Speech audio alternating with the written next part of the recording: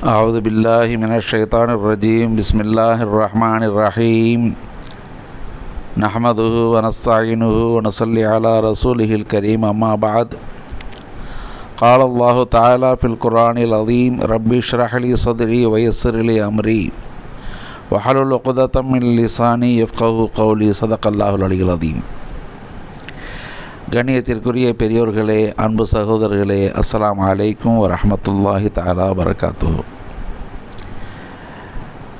ஹஜ்ரத் முஹம்மது ரசூல் ஸல்லல்லாஹு அலைஹி வஸல்லம் அவர்களின் பிறந்த நாட்களின் தொடக்கம் இப்பொழுது தொடங்கி இருக்கிறது.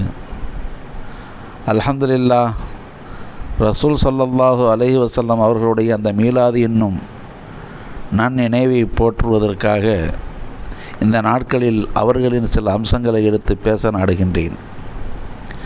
அருமைக்குரியவர்களே,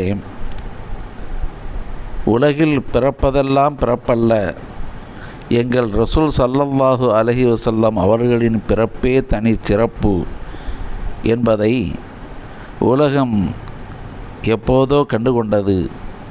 நிரூபிக்கப்பட்ட உண்மையாக அது எங்கும் நிலைத்து நிற்கிறது.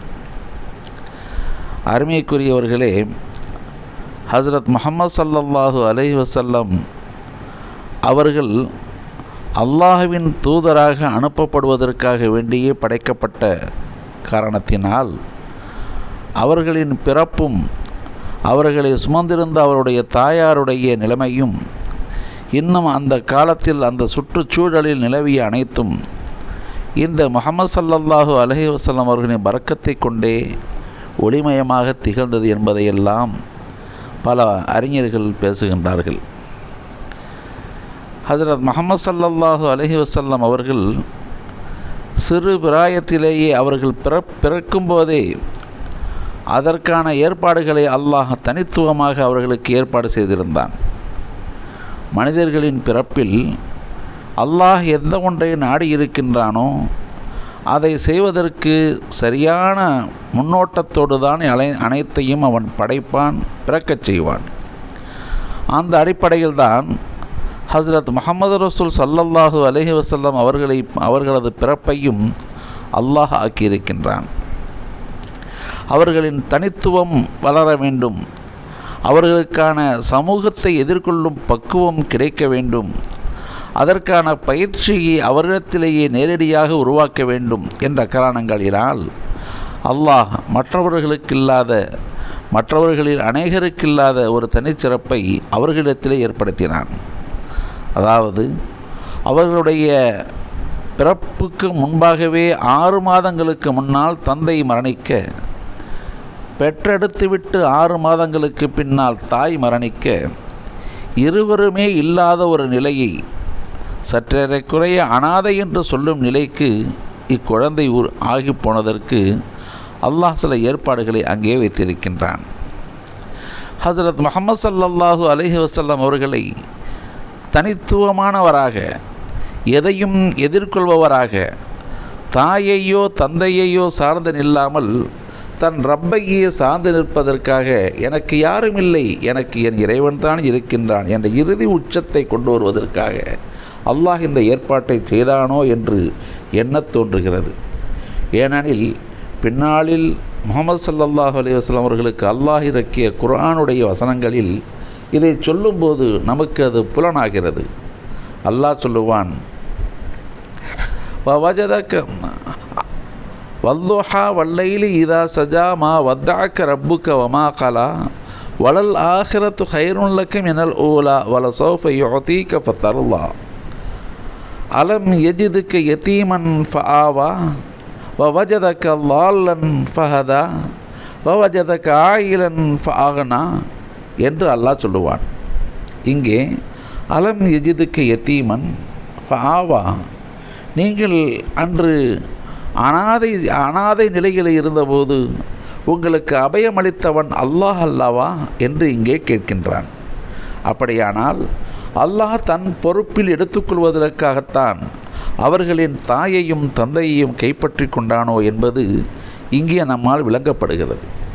அல்லாஹ் இப்படி ஒரு முன்னேற்பாட்டோடு தான் ஹஜ்ரத் முஹம்மது ஸல்லல்லாஹு அலைஹி வஸல்லம் அவர்களை அப்படியே அங்கே உருவாக்கியிருக்கிறான். அதற்கான காரணிகள் தான் இங்கே நாம் காண முடிகிறது. அருமைக்குரியவர்களே, சாதாரணமாக மனிதர்கள் நாம் காண்கின்ற வகையிலே பார்க்கும்போது மக்கள் ஒரு குழந்தையுடைய தாயும் தந்தையும் அவருக்கு இல்லை என்று சொன்னால் அக்குழந்தையின் நிலை என்னவாக இருக்கும் என்பதை நாம் சாதாரணமாக காண்கின்றோம். அந்த குழந்தையின் பராமரிப்பாகட்டும், அந்த குழந்தையுடைய அனைத்துமாகட்டும், எல்லாவற்றிலும் பின்தங்கிய நிலை ஏற்படும். மற்ற குழந்தைகளுக்கு இருக்கின்ற பல்வேறு வாய்ப்புகள் இந்த அனாதை குழந்தைக்கு இல்லாமல் தான் போகும் என்பது உலக நியதி. ஆனால் இங்கே அல்லாஹ் ரப்புல் ஆலமீன் அவனே நேரடியாக பொறுப்பேற்று கொண்டபோது விஷயம் அங்கே வேறு விதமாக மாறிப்போனது. ஹஜ்ரத் அபூ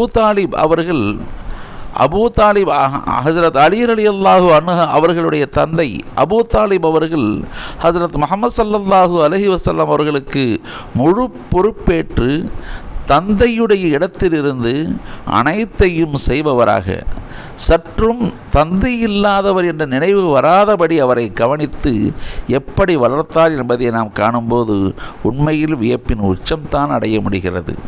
அவருடைய பாட்டனார் அப்துல் முத்தலிப் அவர்களும் எப்படியெல்லாம் இவர்களை சீராட்டி பாராட்டி வளர்த்தார்கள், எவ்வளவு பேரன்பு கொண்டிருந்தார்கள் என்பதை காணும்போது நாம் வியப்பதை தவிர வேறொன்றுமில்லை. ஏன் இப்படி ஒரு ஏற்பாடு? அப்துல் முத்தலிப் அவர்களுடைய இந்த வளர்ப்பு, அவருக்கு பின் அவருடைய மகன் அபூ தாலிபுடைய வளர்ப்பு, இப்படியெல்லாம் இந்த வளர்ப்புகளிலே அல்லாஹ் கையில் கொடுத்து வளர்க்கச் செய்தானே, அந்த காரணம் என்னவென்று சொன்னால் தந்தை இல்லை, ஆனால் அல்லாஹ் இருக்கிறான். அல்லாஹ்வின் ஏற்பாட்டில் அவன் யாரை நாடுவானோ அவரை கொண்டு எல்லாவற்றையும் நிறைவேற்றி தருவான் என்பதை அல்லாஹ் இங்கே நிறைவேற்றி தருகிறான். அதனால்தான் ஹஜ்ரத் முஹம்மது ஸல்லல்லாஹு அலைஹி வஸல்லம் அவர்கள் அந்த சிறு பிராயத்திலேயே அழகான வாழ்க்கையை அவர்களால் வாழ முடிந்தது. அது மட்டுமல்ல, அவர்களுடைய பிறப்பின் இரகசியங்கள் பலவற்றையும் அந்த பெருமனிதர்களால் அறிந்து கொள்ளவும் புரிந்து கொள்ளவும் முடிந்ததாகத்தான் வரலாறு நமக்கு சுட்டி காட்டுகிறது. அருமைக்குரியவர்களே, அன்னை ஆமினா அவர்கள் இந்த முஹம்மது ஸல்லல்லாஹு அலைஹி வஸல்லம் அவர்களை குழந்தையாக பெற்றெடுத்த அந்த தருணத்தில் அதை கையிலேந்தி காபாவை சுற்றி வலம் வந்த அப்துல் முத்தலிப் அவர்கள் எந்த மனநிலையோடு, எப்படிப்பட்ட உணர்வோடு, என்னவெல்லாம் வார்த்தைகளை கூறி அல்லாஹ்வை புகழ்ந்தார் என்பதை பார்க்கும்போது உண்மையிலேயே தந்தை இருக்கும் இடத்தில் இருந்து அவர் அத்தனையையும் செய்திருக்கிறார், பேரன்பு கொண்டிருக்கின்றார். அவருடைய அந்த வார்த்தைகளை நாம் காணும்போது அவருக்கு ஏதோ உதிப்பு தோன்றியிருக்கிறது. இந்த குழந்தை சாதாரணமானது அல்ல. ஏனென்றால் அவருடைய தாய் அவரை சுமந்திருந்த காலத்திலும் பெற்றெடுத்த காலத்திலும் நடந்த பல விஷயங்களை சொன்னபோது அவற்றிலிருந்து அவர் அறிந்து கொண்ட பல உண்மைகள் அவருக்கு இவற்றை உணர்த்தின. எனவே அவருக்கு அது நல்ல விதமாகவே புரிந்தது. அதையடுத்து ஹஜ்ரத் அபூ தாலிப் அவர்களுடைய வளர்ப்பில் இருந்தபோது அவருக்கு அல்லாஹ் அதை இன்னொருவரின் மூலமாக புரிய தருகிறான், விஷயத்தை விளங்கச் செய்கின்றான். ஹஜ்ரத் முஹம்மது ஸல்லல்லாஹு அலைஹி வஸல்லம் அவர்கள் சிறுவராக இருக்கின்றார்கள். அபூ தாலிப் அவர்கள் ஷாம் தேசத்திற்கு வியாபார பயணம் புறப்படுகின்றார். அப்படி புறப்படும் அந்த நேரத்தில் முஹம்மது ஸல்லல்லாஹு அலைஹி வஸல்லம் அவர்களையும் தன்னோடு பயணத்தில் இணைத்து கொண்டு செல்கின்றார். வழிகடந்து போகும் பாதையில் புகைரா என்ற ஒரு பாதிரியார் ஓரிடத்திலே இருக்கின்றார். அவர் மேல் மாடியில் நின்று வானத்தையும் வீதியையும் கவனித்து கொண்டிருந்த அந்த நேரத்தில் ஒரு அதிசயத்தை அவர் காண்கின்றார். அதோ ஒரு வியாபார கூட்டம் நடந்து வந்து கொண்டிருக்கிறது.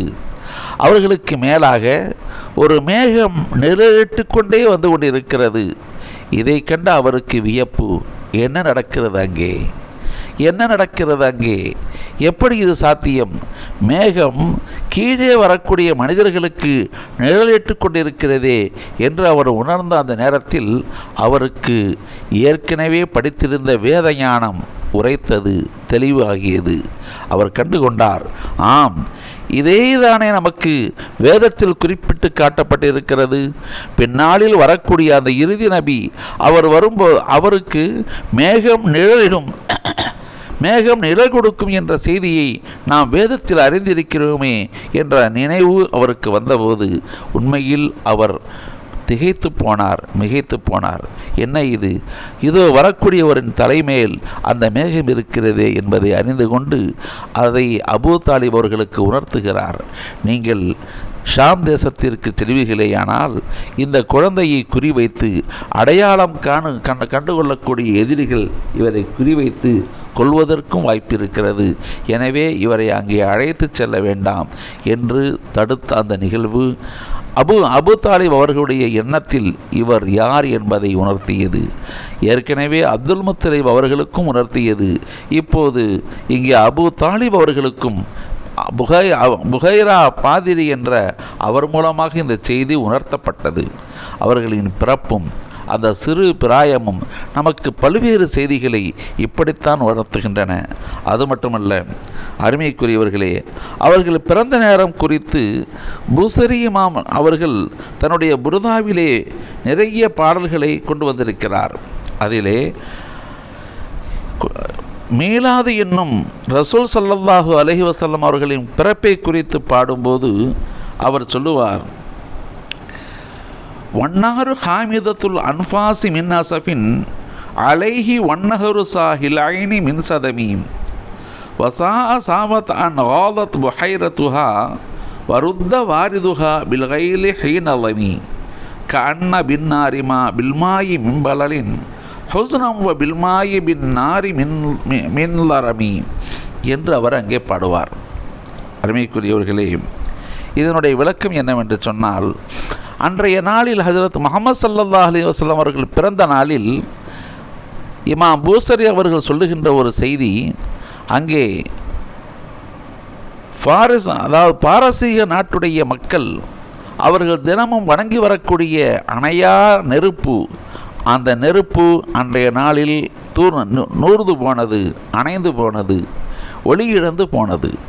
முஹம்மது ஸல்லல்லாஹு அலைஹி வஸல்லம் அவர்கள் இந்த பூமியிலே வந்து விழுந்த அந்த நேரத்தில் பாரசீகத்துடைய அந்த அணையா நெருப்பு அணைந்து போனது. அது மட்டுமல்ல, என்றும் வற்றாத ஜீவநதியாய் ஓடிக்கொண்டிருந்த புஹைரா நதி அன்று நீரில்லாமல் வற்றி போனது. மேலும் அவர் சொல்லுவார், அன்றைய நாளிலே மக்களால் வணங்கப்பட்டு கொண்டிருந்த சிலைகளெல்லாம் தலை குப்பர நதியில் வீழ்ந்தன. மறுநாள் அது எங்கே என்று எல்லோரும் காணவில்லையே என்று தேடினார்கள் என்ற வரலாற்றை அவர் இங்கே பதிவு செய்கின்றார். இமாம் பூசரி அவர்களுடைய பாடல்களில் இவை எதிரொலிக்கின்றன. இதுவெல்லாம் அன்றைய பிறந்த நாளில் ஹஜ்ரத் முஹம்மது ஸல்லல்லாஹு அலைஹி வஸல்லம் அவர்களுடைய பிறந்த நாளில் நடைபெற்றவை என்று இமாம் பூசரி அவர்கள் சொல்லுகின்றார். எனக்கு இங்குதான் ஒரு நினைவு கிடைத்தது. என்னவென்று சொன்னால், ஹஜ்ரத் முஹம்மது ஸல்லல்லாஹு அலைஹி வஸல்லம் அவர்கள் இந்த பூமியில் பிறந்த கிபி வருடம் 570 என்று குறிப்புகளில் காண கிடைக்கிறது. அதாவது 5ஆம் நூற்றாண்டின் கடைசி, 6ஆம் நூற்றாண்டின் தொடக்கம், அந்த காலகட்டம் அது. அந்த நாட்களிலே இந்திய தேசத்து வரலாற்றை நாம் பார்க்கின்றோம். இந்தியாவில் சமீப காலங்களில் தோண்டி எடுக்கப்பட்ட அகழ்வாய்வுகள் பலவற்றை அவர்கள் நதிகளிலும் இன்னும் பல்வேறு இடங்களிலும் தோண்டி எடுக்கும்போது அங்கே கிடைக்கின்ற அந்த கற்சிலைகள் அவற்றை வெளிக்கொண்டு வந்து அவர்கள் அடையாளப்படுத்தும் போது சொல்லுவார்கள், இவை 6ஆம் நூற்றாண்டைச் சேர்ந்தவை, 5ஆம் நூற்றாண்டைச் சேர்ந்தவை, 7ஆம் நூற்றாண்டைச் சார்ந்தவை என்று அதிகமாக அவர்கள் சொல்லுகின்றார்கள். இன்னும் குறிப்பாக பொது நியதியில் சொல்ல வேண்டும் என்று சொன்னால், தமிழகத்தில் இன்று தோண்டி எடுக்கப்பட்டு அல்லது அகழ்வாய்வில் கிடைத்த கற்சிலைகள், அதாவது ஏற்கனவே வணங்கப்பட்ட அந்த சிலைகள் எக்காலத்தை சேர்ந்தவை என்று கணக்கெடுக்கும் போது சுமார் அவர்கள் 10ஆம் நூற்றாண்டு என்று பொதுவாக குறிப்பிடுவார்கள். ஆனால் அது 9ஆம் நூற்றாண்டு, 8ஆம் நூற்றாண்டு, 7ஆம் நூற்றாண்டு, 6ஆம் நூற்றாண்டு வரையும் அது முன்னோக்கி சென்று கொண்டிருக்கிறது. இவற்றை காணும்போது எனக்கு ஒரு சிந்தனை என்னவென்று சொன்னால், இதோ இமாம் பூசரி அவர்கள் சொல்லுகின்றார்களே, அந்த நாட்களில் ஹஜ்ரத் முஹம்மது ஸல்லல்லாஹு அலைஹி வஸல்லம் அவர்கள் பிறந்த நாளில் இந்த வணங்கப்பட்ட சிலைகளெல்லாம் தாமாகவே ஓடிச் சென்று நதியில் வீழ்ந்தன என்று சொல்கிறார்களே, அந்த காட்சி இங்கே ஏதேனும் உண்டோ? அவைதான் அதன்படிதான் இவையெல்லாம் நடந்திருக்கின்றனவோ என்ற சிந்தனை நமக்கு தோன்றுகிறது. அருமைக்குரியவர்களே, ஒரு 15 ஆண்டுகளுக்கு முன்னால் இதோ நம்முடைய விழுப்புரம் மாவட்டத்தில் சில இடங்களிலே அகழ்வாய்வுகள் நடைபெற்றன. ஆற்றங்கரை ஓரங்களிலே இதுபோன்ற சிலைகள் எடுக்கப்பட்டன. அப்போது இதற்குரிய விளக்கத்தை அவர்கள் வெளியிட்ட போது அதனுடைய கமெண்ட் பாக்ஸில், அதாவது நம்முடைய கருத்தை பதிவு செய்யும் இடத்தில் நான் இதை அங்கே குறிப்பிட்டேன். அந்த அளவிற்கு வரலாற்றுடைய உண்மை தரவுகளை ஹஜ்ரத் முஹம்மது ஸல்லல்லாஹு அலைஹி வஸல்லம் அவர்களோடு பொருத்தி பார்த்தால் வியப்பிற்குரிய பல்வேறு விஷயங்கள் நமக்கு கிடைக்கவே செய்கின்றன. இதுதான் முஹம்மது ஸல்லல்லாஹு அலைஹி வஸல்லம் அவர்களின் பிறப்பில் நாம் காண்பது. அவர்களின் பிறப்பு சாதாரணமானதல்ல, அது ஒரு மிகப்பெரிய விஷயத்தை ஊக்குவிப்பதாக இருக்கிறது. எதிர்காலத்தில் அவர்கள் எப்படி வர வேண்டும் என்பதை அடித்தளமிட்டு அதற்கான முன்னோட்டமாக அமைந்திருக்கிறது என்பதை நாம் அறிய முடிகிறது. அதனால்தான் சொல்கின்றோம், பிறப்பெல்லாம் பிறப்பல்ல, எங்கள் முஹம்மது ஸல்லல்லாஹு அலைஹி வஸல்லம் அவர்களின் பிறப்பே தனிச்சிறப்பு என்று. அதனால்தான் நாம் சொல்கின்றோம், அல்ஹம்துலில்லாஹ், எல்லா புகழும் அல்லாஹுக்கே. ஹஜ்ரத் முஹம்மது ஸல்லல்லாஹு அலைஹி வஸல்லம் அவர்களின் பிறப்பை நாம் போற்றுவோம், புகழுவோம். அஸ்ஸலாத்து வஸ்ஸலாமு அலைக்கி யா ரசூல் அல்லாஹ் என்று கூறி என் வார்த்தைகளை நிறைவு செய்கின்றேன். அஸ்ஸலாமு அலைக்கும் வரஹ்மத்துல்லாஹி வபரகாத்துஹு.